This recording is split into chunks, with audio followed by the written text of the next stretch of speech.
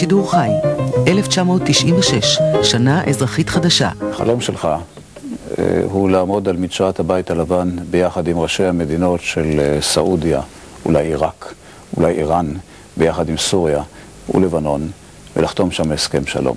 חלום?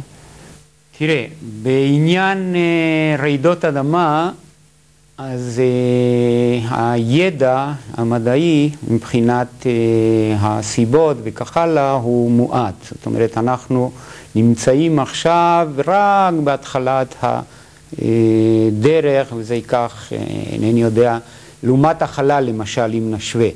המרחק בין חלום לבין אשליה הוא לא גדול לפעמים.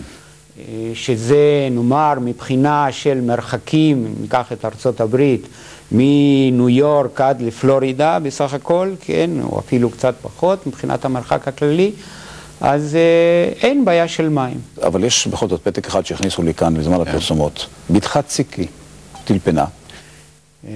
קודם כל הייתי דופק את המרצים.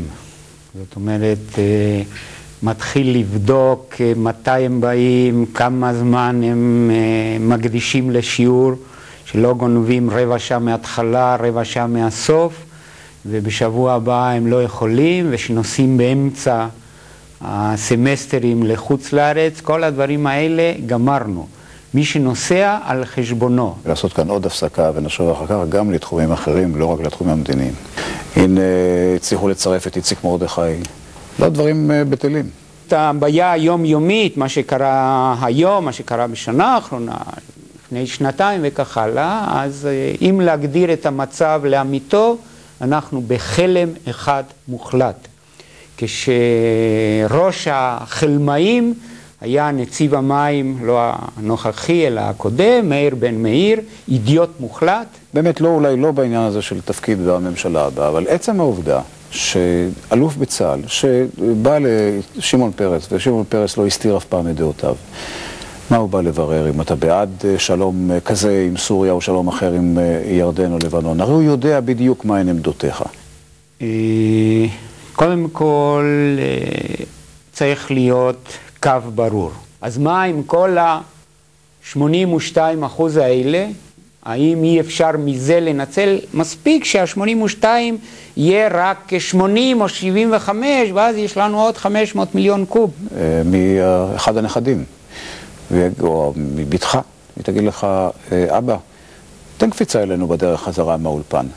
זה כבר לא ניתן. אם הכנס הוא כל כך חשוב שהוא חייב לנסוע על חשבון החל"ת שלו, וחל"ת של שבוע באוניברסיטה זה $1,000.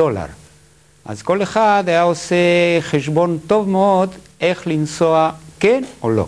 לא אכנס איתך לדיון הזה יותר במפורט, כי אז אני צריך גם להביע עמדה, אבל במסגרת המלחמה בהסתה, באלימות המילולית, יש גם סכנה של סתימת פיות.